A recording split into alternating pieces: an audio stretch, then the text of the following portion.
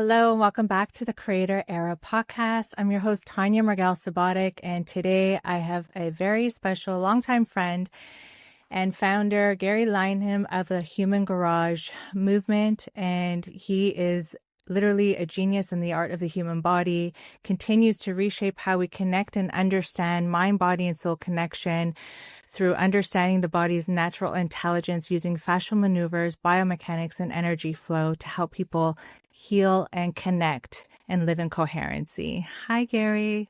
Hey there. So nice Really to great. see you. Yeah.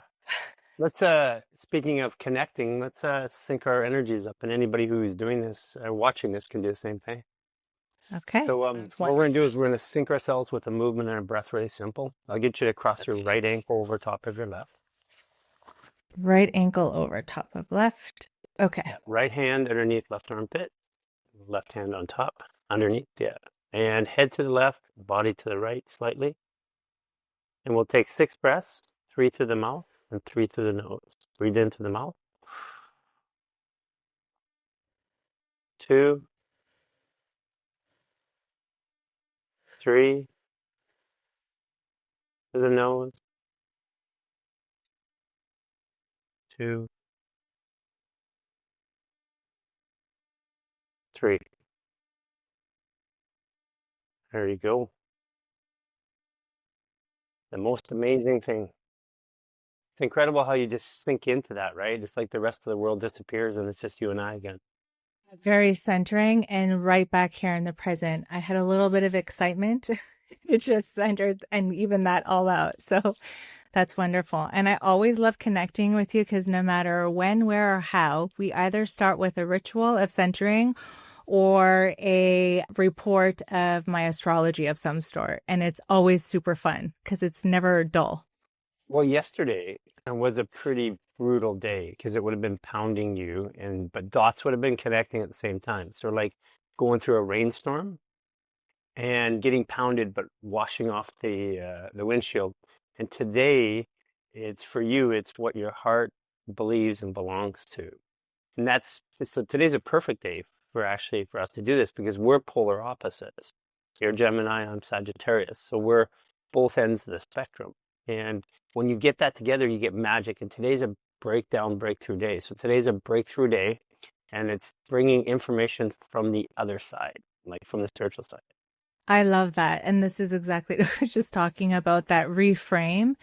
And I love how you actually connect to astrology and understanding the wisdom, the science of the stars. I believe it's one of the first sciences and really needs to come back online because it is just so informative and insightful to understand self, connection to life. When we connect, you always bring such a deeper perspective to life. And I think that's just embodied in all aspects of your work. And since the day I met you, I don't even remember, maybe, is it more than 10 years, 9 years, 8 years? A long time ago. About 9 years. Yeah. It was in Los Angeles and in the Human Garage. And I came to you because I found you to be very innovative in your approach to healing, which was what I was looking for at that time. And you had something that nobody was talking about. And, you know, I'm also quite intuitive and take a different alternative to understanding life and connecting. And at that point, I was at my wit's end with the medical system that is very traditional and Western. And I had literally tried everything, spent tens of thousands of dollars, lost on pathways towards healing, collapsed my veins on intravenous's, IVs, healing Lyme's disease, brain adenoma, autoimmune disease, multiple. I was recovering from eye cancer, surgery around that time, and just my body was so antagonized and traumatized with excruciating pain. And I remember when you placed your hands on me, I knew right away that this was much more, and I don't want to exclude science because there's a lot of science in what you do, but this was extremely intuitive. There was a genius that was channeling through you, and I completely aligned with it. And I trusted you, and I leaned into that right away. And the way that you connected to my body, it was a language that's not defined by word. It is a energetic expression, an intuitive alignment.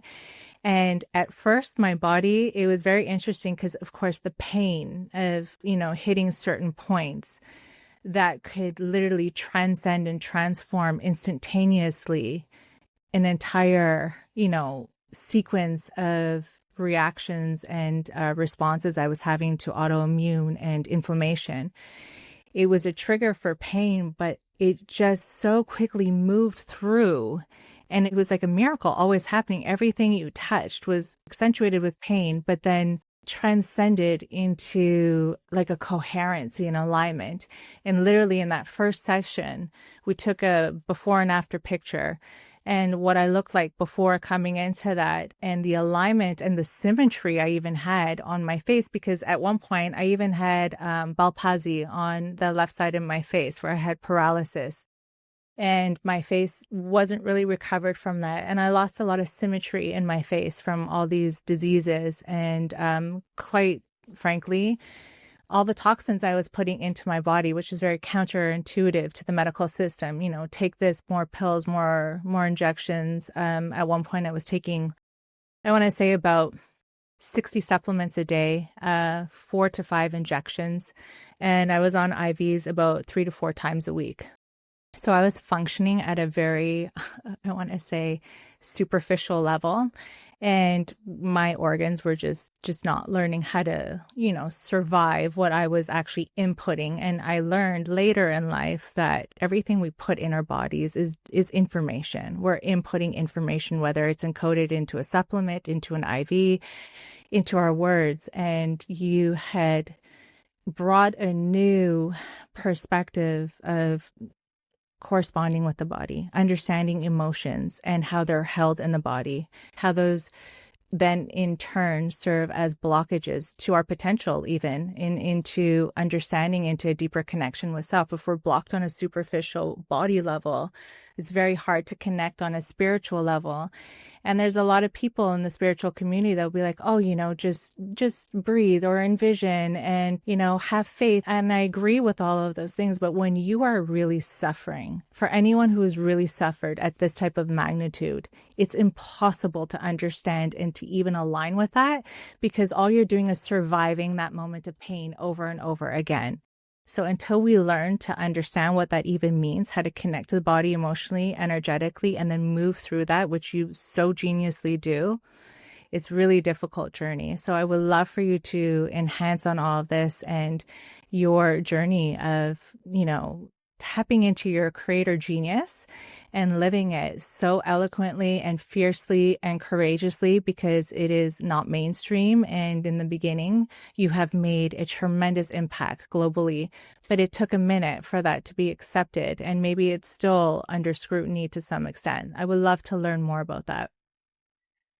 Wow. I mean, your way of describing everything is quite eloquent, and you basically put every detail that you could possibly think of. So to some of the things you were saying, the connection, at first there's a lot of healers or people that work in the space that believe it's them. The one thing I can tell you for sure that it's not me, but what it is, it's the connection that you said that's brought together. And also, there's a lot of polarity between our astrological signs, which makes that connection happen faster. I didn't really understand it at that time. I just knew how to tap into something. And what you said was a language. And the body has a language. We see pain like one language is the body is pain. And pain is the most transformative language, but we are taught to fear pain. And I do these examples for doctors, scientists, and clinicians all over the world. I put their body into a level 9 pain and then take it away within seconds by what they think and believe. And I do that because until you have a felt experience in your body, all you can do is have a memory of what you think pain is, but pain will go away. The body only has physically a 2 to 3 pain for any kind of disease or dysfunction. Everything above a 2 or 3, what I've experienced is an emotional attachment to it. And the body keeps ramping up these pain sensors. It's trying to talk to us, like you said, a language, until such time that we listen. And this is why all of a sudden somebody comes and they have a level 9 pain or level 8 pain. They have it for 10, 15 years. Literally in 30, 40 minutes, it's gone. It's gone forever.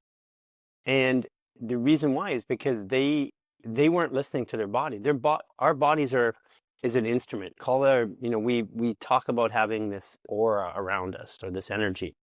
And for those in science, it's called an entropic field. We can measure it, we can take pictures of it, we can see it from space, from a satellite. That field around you, but you don't own that field.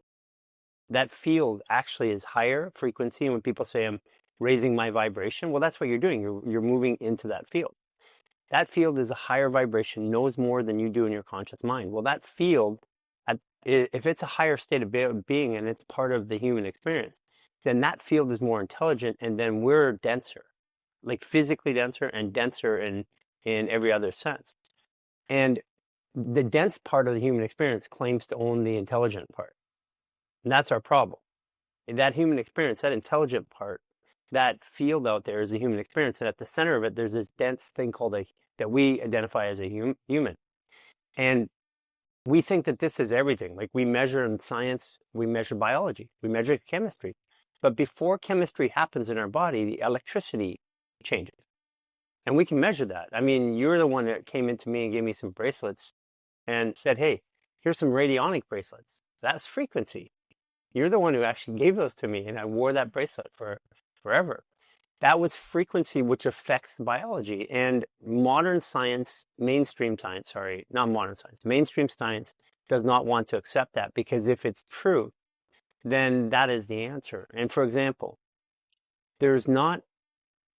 every disease in your body can be measured in that field. You can actually measure it with frequency. And if I put a bunch of Wi-Fi on your body, a bunch of electricity, your body has a chemical reaction. We know that.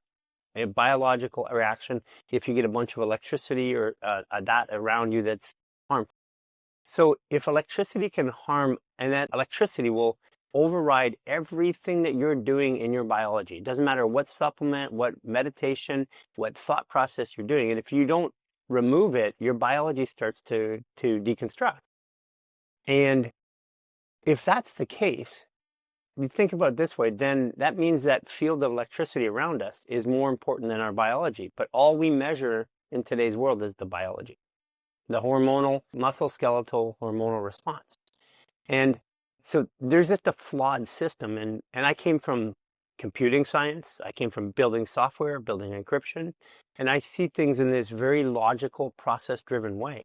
And when I came into medicine, when I became a practitioner, I didn't go through the religion of school. I became a practitioner by hiring the best doctors in the world and working alongside them. So I didn't get the education, I got the experience. And what happened in doing that was I realized the most important thing.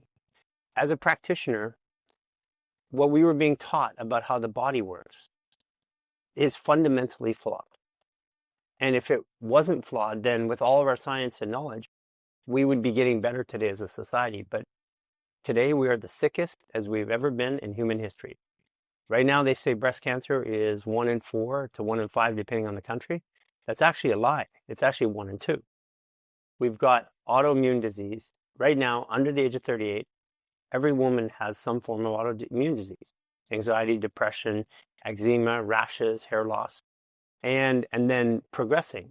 We've got long COVID symptoms, all 300 of them that are at its peak. We have an entire generation right now that 80% are infertile. And there's not one measure of being human today that is better than it was 20 years ago. So if all of this science and mainstream science is working, then why are we so sick? And looking at the bigger questions is what we have to do. And that I just want to, before we talked about how I got here, I think it's more important just to point out the fact that, where we really are. I agree. And I love what you're saying about the density, because I think the density is where we feel physical level. And I myself went through a journey to understand density. And, often sickness can lead you into journeys that you're not expecting to take. And it really brings you into a deeper understanding, especially in the spiritual community. We're constantly talking about consciousness and spirituality, like taking off into these other worldly realms and connecting and manifesting and envisioning and all these things. But if your body is experiencing extreme levels of density, usually I believe the density is infiltrations of toxicity, toxic thoughts, harm on the body, self-neglect. How can, if the body's so busy working on a physical level to clear literally the input that you're inputting, the mess that you're creating internally, we are superimposing on a superficial level the natural intelligence of the body. So we're not allowing it to do its magic, because quite literally it's the smartest, computer system that lives in all of, life in this world. And we're superimposing on it every day. And so when I started to understand through the body, through understanding the emotional connection, and then the emotional connection is tied to the physical connection. So usually when we're emotional, we're often diluting with toxicities, alcohol, drugs, food, sex, whatever you want to call it, porn. These are infiltrating the natural systems of the body. So we're diluting that natural intelligence, not allowing the superconductor, our spine, or the conduit and the transponder of energy we are, which you talk about the electricity. So it's like, I always think of the spine upward, like this rod of electricity. But if we're barricading that, where, the blood and everything, the internal waters are not working properly, then we're not getting that conduciveness to attach to that external field of frequency. So I believe like a living archive of human patterning through your exponential journey of understanding and working with people, understanding their emotions, understanding their behaviors, their patternings. And what have you in your journey come to understand? Like, what is the main narrative of humanity that's surfacing in your work? Where are the traumas being stored? And what are people truly seeking? This is so interesting to me, because you're forward-facing humanity every single day. This is like really precious, sacred work, because you're very relational with people, and as opposed to just assuming or Googling or ChatGPTing information, you're actually in the field connecting every single day. So I believe like you're a living archive of really important information and insight. And what has your experience been with all of this? Well, first of all, to put in perspective, we get 1 million DMs a month, and we get roughly 150 million comments a month, which we can see things that other people don't see at that volume. And we, on our social platforms, we get almost 200 million views every month. So we see things from around the world that other people, practitioners, wouldn't normally see. And there's a couple things that you hit on. Number one, it's all energy and motion. So emotion gets stuck in the body, and the body is all energy first. And when energy and motion gets stuck, when it's no longer in motion, that's what we call the emotion that's stuck in us. And all dis-ease is the body's not at ease. If you have fear in your body, then you have fear your spouse is going to leave you. You have fear the government's going to tax you or take away something. That fear is what starts. Your body is no longer at ease when it has it. That's the beginning of dis-ease. If you hold it and you don't have a way to release it, over time that builds up. It builds up a frequency, and that frequency is what stops the biomechanics of your body, the hormone flow, the physical flow in the body. And first of all, I want to say that the answer to it is really simple. It's actually to create the flow back in the body. What most people don't know is they don't know that your minerals are actually metals. And you can go look at this. Most people don't think of it that way. Like calcium is a metal. So your body, the density of your body, the electricity in your body is run by this calcium. It's a metal. And that metal is supposed to conduct, but if it doesn't have the other elements and minerals, it can't conduct through the fascia, the crystal, out to your field. That's how energy gets stuck. And that's why things like you're not even aware of, like Wi-Fi around your house, is actually dehydrating and demineralizing your body. That's one of the reasons why everybody's so sick, is that our body is no longer holding the minerals in the water that it's meant to conduct that energy and motion. And the themes, the narratives, what people are stuck with is over the last 20 years, this has been growing at accelerating rates, where people have been getting more and more dysfunctional. And conversely, along that same time, the last 20 years, the increase of wireless phones and the chemical confusion has happened. So we've been becoming dehydrated, which is the primary reason why we're stuck. That's on the mechanical side. And today, the average person taught in medical school right now is 60 to 65% water. 30 years ago, we were 70% water. 30 years before that, we're 80% water. You haven't seen me in a while, but when you do, I'm like 80% water, like legitimately 80% water. To the point when you touch me, people, I have them touch me because they can't believe it. I feel like a 6-month-old baby. That allows the field to conduct. And that's where all of your intelligence really is. What people are dealing with right now is they're dealing with an inability to connect. And this is why the spiritual community is in trouble. This is why I'm doing the big event with Michael Beckwith from Agape, is because he's seeing it already, is that people are trying to spiritually process. Joe Dispenza's people, all of these people around there, they're trying to think positive and be positive. But if you are trying to think positive and be positive and override a function in your body that says, I'm hurting, I need your attention, and the way your body gets your attention is it makes you feel sad or depressed or angry or frustrated. Your body's trying to get your attention. And if you're trying to override that with your brain, you could do that. And you can successfully do it. You see monks all the time that are completely meditative, and then their bodies are completely broken down. We weren't meant to be that way. We were meant to be functioning whole in every step of humanity. We are a perfect divine being. We're meant to be functioning in whole force, every part of us working. And that's why in my own life, with the parts of what I do that's lacking in science, I have evidence. Like one of the evidential pieces is that my biological age is now under 25, when just 10 years ago it was over 60. So by living younger and being younger, these are things that are actually starting to change and make a change in the way that I live, and that's the living testimony. But where people are getting stuck is they're trying to do this in their heads. They're trying to intellectualize this experience they have, whether it's a transformation or whether it's an embodiment. And it, frankly, is just not working. That's incredible. I love everything you're talking about because the intellectualizing, or trying to anyway, it's just not natural, because it's, the body, like the body has a language, the heart has a language, and I think what I'm seeing in general is a lack of integration in that holistic understanding of who we are, mind, body, soul, and how that is completely intertwined. And one part cannot work without the other part. And you can't override certain aspects. And when you do, your body will scream out. The body is always kind of the last messaging system. It's the red flag to come back home, to reassess, to pause for a moment.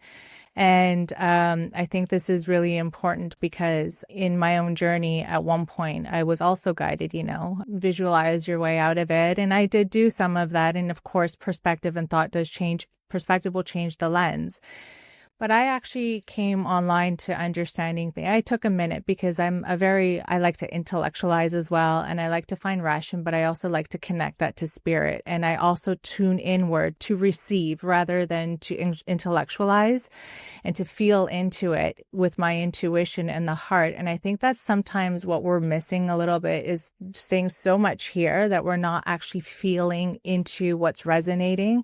And because something is being so checked mark on the external, like this is the way, this is the pathway, and God knows there's a million of these things happening, that we're overriding because we're taking that external information and trying to compute it as our own, and trying to make those aha moments become realized, and they're not really working out because you won't feel that in your heart. So you can't bluff subconscious, you can't bluff energy. Energy will always override any type of mental attribute or dialogue. And this was one of my biggest breakthroughs, is I actually kind of made a bond with myself and became very devoted to a journey of realization, in the sense of, what is my body telling me? And where is my heart in this? What does my heart respond to in this? And feeling into that energetically.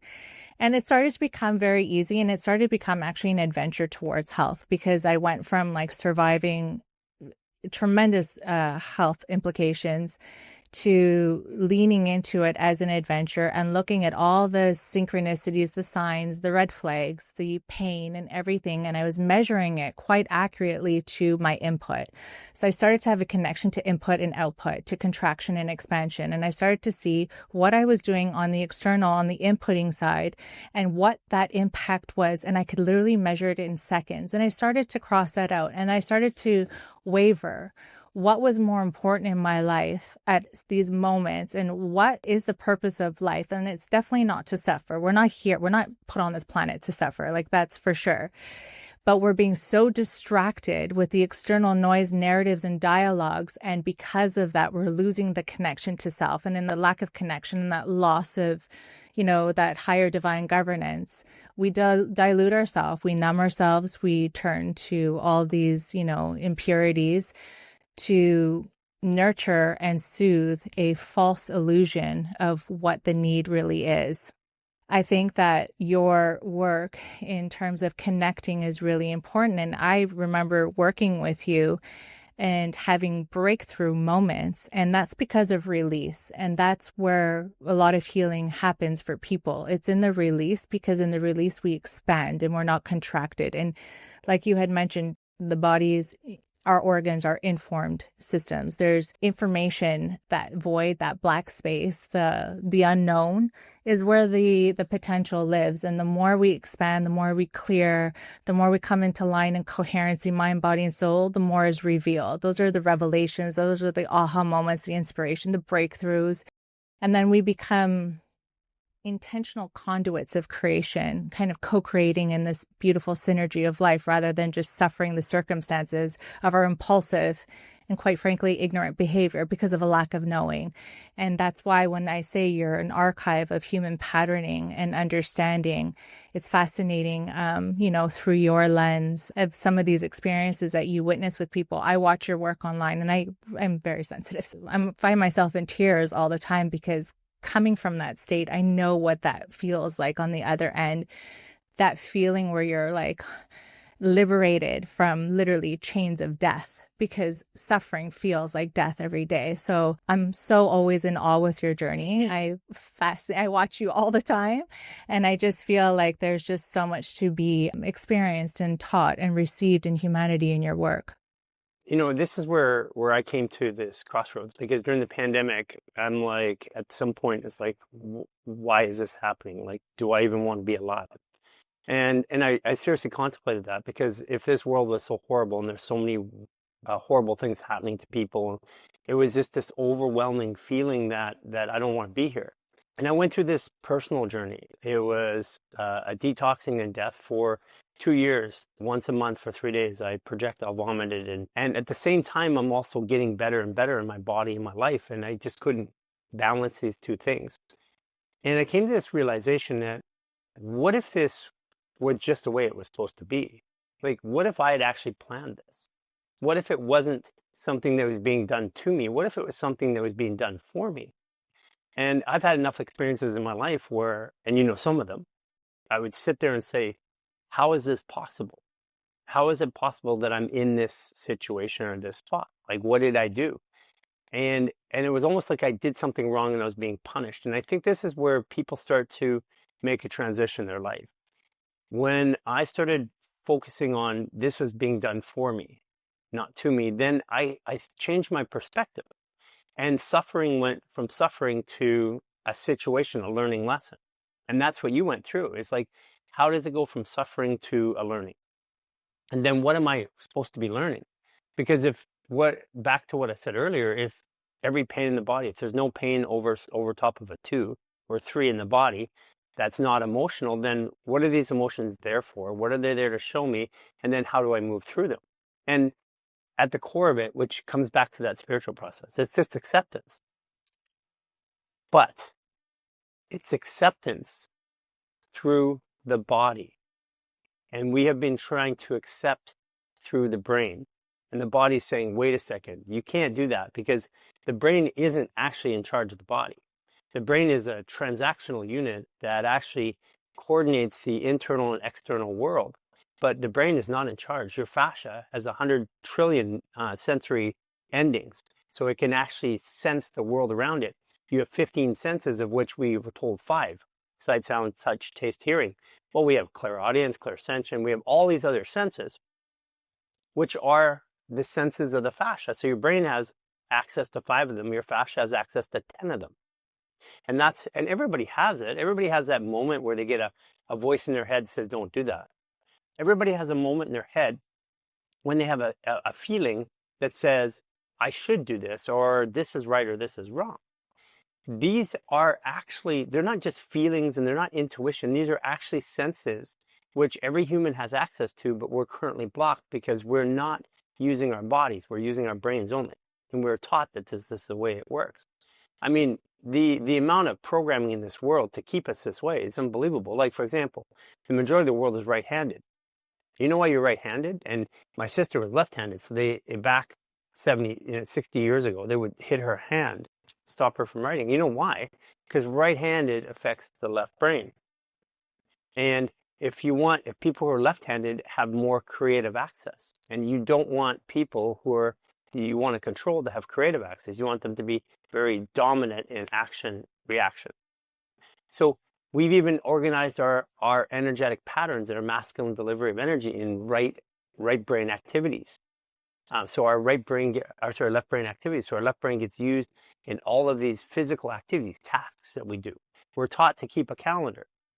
And I agree that I need to know where things are, but that obsession to keeping timelines is what actually keeps us from accessing those other sensory processing. So we actually have all of these things inside of us that are in our body that we're not able currently accessing. Now, some people do, like, like you're very sensitive. So and I find all the time that we're thinking the same thing. I'm thinking something or talking about something, and you're actually dealing with the same thing. I'm about to call you, you're about to call me. These things are Yeah. always happening to us. Well, that's not an accident. That's not magic. There's actually science behind that. We just currently not observing it. So in order to access all those things, we have to have the body flowing. And this is where the world is is coming to right now. This is why, like I said, Michael Beckwith and Agape, one of the largest spiritual leaders in the world, that's why they're moving this way, because there's this realization that we can't do it the way that we always did. And we've had spirituality thought process. We've had all of the ancient processes, plant medicines. We've had all of the ancient modalities, and people are using them more than they ever have in the history of mankind. They're more accepted today than any time. So again, why are we so sick? What if their presence, the way that we apply them is wrong? Not the practice, not saying the ancient practice is wrong, but the observation in which we apply them from is wrong. And this is what I found out, when we were working together in the clinic. I couldn't train my other practitioners, and I didn't know why. Like, I could show them the movement, but from working with me and other people, it's not the same. And I had no idea why it was. And then in 2020, when we were in the pandemic, I figured, and one person, Jason Van Blurk, who's one of my co-founders, he actually was able to duplicate my work, and I felt it for the first time. I felt my own work by somebody else delivering it to me in 2020. And I'm like, whoa, this feels so cool. And his delivery of the work was because he chose to shut off every belief system he had about the body and just follow what I said blindly. And we realized that my belief of what your body is, when I approach you, quantum physics, if I have a belief on the outcome, it changes the outcome. So my belief or feeling of what your body is, how is your body constructed, that belief impacts the way your biology reacts. I mean, we know quantum physics that this works for all kinds of, you look at Lynn McTaggart, the intention experiment, or Dean Radin, or Bruce Lipton. They prove that my intention, my thought creates a reaction in the universe, a physical action of matter. Well, then my belief of what your body is and how it's configured changes the way your body reacts to me. And that's what I discovered in 2020. So that means that if I believe that your brain dominant, muscle skeletal, hormonal body, that's my belief system, your body can only act that way for me. And one of the ways you can simplify this is, you have some friends that you're always funny in front of, some friends you're always serious in front of, some that are just kind of awkward, and it's always those people. What is it about those people that make me change? Well, that's because somehow they see me and I'm acting on that reflection. And I'm acting or reacting to partially that reflection. So part of me alters because they believe me to be different. I had this mentor of mine who one day, a couple times in a row, I was late for a meeting. So then he goes, you're always late, no matter what time. And for the next 10 years, I left for meetings sometimes 2 hours in advance, like with a 20-minute drive, and something happened. An accident on the road. Every time I met with this guy for 2 years or for 10 years, I was late by like 15 minutes and I couldn't change it no matter what I did. And and I'm like, how is this possible that this is happening again? And that's the power that we have when we project a belief system on people. And look Hmm. at the belief systems that we have around us. Look at the societal belief systems. You're good, you're bad. You're French, you're English, you're American, you're Canadian, you're all of these different belief systems which imply something. Those implications are actually we agreed to some of them. And this is part of what humans are Yeah. trying to work with. I agree with you. I think, we perceive people through the lens of conditioning based upon experience we have with them. And that is kind of a preconceived notion in which we place judgment on, from that moment on. And I also truly understand, even through my own journey, is, the power of suggestion. So the universal law I have come to understand is whatever you command it to be. So if you believe that whatever you are, whatever you're really rigid on upon yourself, it will become your law. And when you break that law, the consequence is there. And there are other circumstantial laws or universal laws that we can commit to that will govern a better connection with self or with our divine self. And, that intuitive connection is super important. And I think the biggest thing is like we have been misrepresented as a humanity in terms of our education, and not learning to know ourselves as the first education is the weakness that we are all experiencing. It's the disease and the disconnect, the discomfort. And if we could reframe our connection to ourselves to understand who we are, the potential, the innate genius that lives with, and how, even if we can't understand it fully, to allow the space for it to live. We spend so much time trying to define and to create very complex understandings and narratives around everything. And I find it just disconnects more and more. There's a simple saying, ignorance is bliss. It's not that I totally agree with that, but Yeah. we really complicate life, and there's a primitive, wild, innate genius to us, and it's very much, lived on the external nature. And if we connect to nature, we will understand it. Whenever I'm in a big city, like you say, the fascia is, our skin is a receiver. We're receiving through our skin all the time, and that is an input of information, and that lethargy, that sluggishness, and the irritability, and you're literally receiving energy from everything and everyone around you. So I guess part of that whole pivoting and the transition and the transcending comes in awareness. And when we can understand through awareness and consciousness, we can rewrite the narrative. We can become a co-creator with life by the will through consciousness, and become a causationist. I like the word causationist. So everything is an effect and a cause. And if you can focus on being the cause of the next moment through conscious awareness, then we can literally have an intentional, direct input on the narrative that we are writing for the next moment as much as possible. That comes to what we're subscribing to in life. Like everything is an external stimulus, is a choice that we're subscribing to, right? So when we become aware and conscious through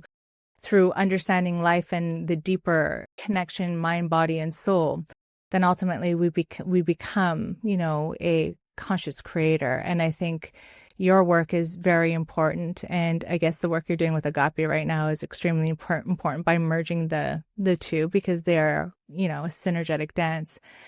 And I wanted to ask, in one of the movements that I'm kind of working on right now, it's called The Circle. And I believe obviously that humanity is the center point of all creation, and all creation is unity and a continuous infinite circle of creation, an undying narrative of creation itself through evolution. And you're probably already very much on the path, but if you could offer and create one thing for humanity without limitations, rules, politics, religions, what would it be and why? I think that comes back to where I'm already at. We do tend to, and I certainly tended to complicate everything. I wanted to have reasons for everything.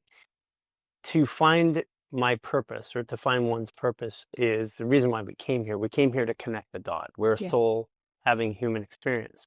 And to be honest with you, the way I see it and feel it, we're a soul having tens of thousands of human experiences simultaneously. And this whole thing of past lives and time is really weird, because our time doesn't work that way. For me, I know that I came here on this planet to do what I'm doing today. And Yeah. And part of the way I know is that it's spreading around the world. Like we have 50 million people practicing right now. We'll be 250 million people Incredible. by this time next year. We've had over 250 million downloads. That means people are actually doing something or done it once or twice. And we'll be at 1 billion people in 2 to 2.5 years. Now, the Unbelievable. only way that that connects at that level is when I'm living my true, connected, authentic purpose. And everybody has this potential somewhere in them. And it doesn't mean that they have to do something that changes the world in that way.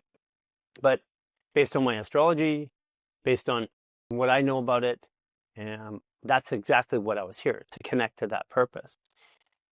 And what I believe and what I've experienced in my own life and watching now tens of thousands, hundreds of thousands of others, is that when we clear out the stress and the trauma in our body, Yeah. we reconnect through the mineralization in water. We restore our body's natural functions.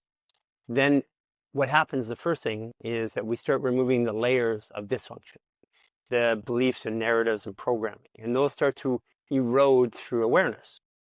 And as we erode them through awareness, then our perception changes. Our perception changes, we develop new beliefs and understandings, which then I have a belief, I get evidence. I can now jump and raise my belief to get evidence, raise my belief to get evidence. And I keep doing this until one day I no longer need the evidence. And that's faith. So for me, I'm in faith today. I no longer need evidence that what I'm doing and why I'm here and what I do every day connects. And that's why, for example, Human Garage, that's why fascial maneuvers is free to the world. The core technology. Now we're monetizing programs to fund it. Free is expensive. It's $500,000 a month right now, and it's getting more expensive every day. But the core attributes of my journey and how I help myself without any help of anybody else is free. And I don't want anything for it. And this is something for everybody on the planet. It's something that we all have the right to. And what it simply is, it's not a process. It's a language and understanding of the connection between our higher self and our self. And it's done through movements in the body.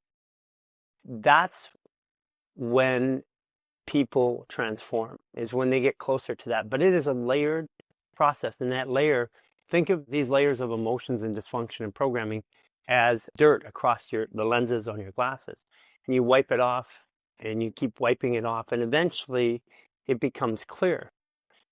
But then that's what the release is. That's what the release is that you were feeling on the table. That was the first level of clarity. But at the point that you were at when I met you is the point I was at. So it's not like me judging you. I was there too, which was I was in pain constantly every day, and I had to do something painful to get me through that transaction. And it was bubbling up to the surface, and I kept removing, removing, and removing. And there's a point at which you no longer have to remove the physical pain. Like, for example, there has been nothing that I could do to my body in the last 2 years that affects my level of consciousness or my awareness, except for take out the immediate stress. But there's in the bigger sense. Today, I used to have something transform in my body, like when we work together, and then I have an awareness shift. Today, I have a perception shift. My awareness changes, and then something in my body changes without anything physically done by me. That's the point. It's physical pain, physical movement in the body, consciousness shift, and then there's a breaking point, like a water line, and then you cross it, and from that point on, it's simply I develop a new perception, and my body, my life, and the world around me changes. And this is where you'll know where you're getting to, because it's like you get walking against a windstorm. All of a sudden the wind stops, and then suddenly it starts blowing at your back. And that's where I'm at today, and that's why I know I'm here doing what I'm supposed to be doing. It's because no matter how rough life gets, and it still gets rough, the wind's always at my back. I'll have these things that look like the world's going to burn down in front of me. I had one just recently. And but this time I wasn't, like it looked like the entire organization was going to blow up. And I'm like, okay, so it's going to be interesting to see how this works out. That's my only thought. Like I don't not thinking, oh my gosh, I'm not buying into the narrative anymore. I'm not buying into the what happens if this all blows up? What happens if my wife leaves me? What happens if this person isn't there? I don't buy into that anymore. I'm like, interesting. That's neat. Oh, And this is the yes. observation, which is the last part I want to say to you on this, is that we already are co-creators. And if Yes. we don't like the creation around us, then we change the way that we're creating. And Yes. because the first part of co-creating or organizing or controlling or, sorry, co-creating in a positive way is to recognize that I actually created the shit around me. And if I created the shit around me, then I can uncreate it too.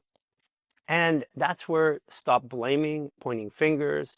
There is nothing that anybody has done to me in my life that has hurt me. I have been sexually abused. I have been bankrupt. I have been prosecuted. I have been arrested. I've been challenged by the government.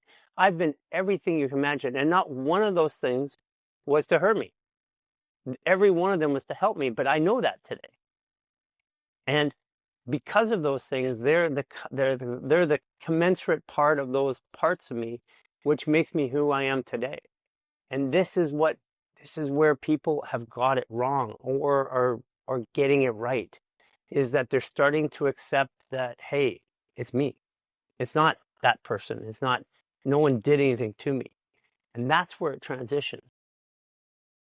Yes, I absolutely love that. Wisdom, I always say, is the greatest virtue because when you lean into wisdom and you can actually come into awareness of the wisdom keys that are granted to you through the adventures of life, through relationships and synchronicities, you can apply them to open that next inner door of that inner kingdom. And that's where life becomes that synergistic dance, and it's a revelation process. And yes, it could be not always beautiful and it could be shaded or clouded, but even in the cloud, even in the darkest moment, the light will shine brightest. So even at that low point, there is going to be that moment of light. And I really adore you. I've always had such a connection to you. And I think by standing in your conviction and your authenticity is a transmission for humanity, and one that will offer human perspective to expand so that we can lean into understanding and living life through a heart resonance and a connection energetically rather than always quantifying mentally. And therefore, when we can feel into life and feel the expansion and the departation from contraction by moving through, allowing, accepting, and having a wonder to explore the unknown and move past the threshold of what the comfort is persisting as the known, then we can become open in that beautiful dance and the art of being human. And by accepting the humanity within, we accept it throughout the humanity without. I'm so happy to follow your journey, and I really thank you for joining me today. And for anyone who's watching and feels aligned, I mean, Garry, you have an incredible following. It's unbelievable, the scale and the reach and the amount of, individuals that you're impacting. It's always making me very sensitive, and I applaud you and admire your work. It takes courage. Um, and if you want to learn more, we will attach Garry and the Human Garage and his founding partners and all their work, their programs, workshops, online communities below to join and follow. I think I'm actually going to tap into your 20-day challenge as well myself. I feel like my body is just kind of wiggling for a little bit of a release. It's normal. It's human. That's part of being It is. human. We have to move It through is. things. It is. It's not like you hit a moment and then it stops. You keep going. I Yeah. do that at 28 days. I do 28-day resets every 28 days, and for Oh, me, it's like, that's my life. I get up, I do some movement, I look at what's going on around me, I absorb, I process, I reflect. I do that every day. That's part of my life. And that's why, and Tanya, what I love about you is your ability to think at a scale that no one else has seen. You've always thought at this grand scale of, how do I bring more better things to the world? How do I take care of people? How do I show them? How do I motivate them? And And it's been such a, I mean, unbelievable journey with you. All the things that you've introduced me to, all the rabbit holes you've drove me down, all the relationships that you've connected me with. It's said, in spirituality, when two or more come together, there I shall be. And Mm. I always feel that when I'm with you, because when I'm with you, there's a greater part of the world that opens up around. Mm. Ah, it's making me sensitive. What a great, great line and quote. And thank you so much for such graceful words. And I feel the same to you. And I can always share space with you for hours. And I think we're due to a physical reset, but a human connection as well. And I really can't wait to connect with you soon. Again, Thank you for coming onto the show. Thank you for being here. And I am following your journey on Agape and all the time and all my love. thank you. Thank you.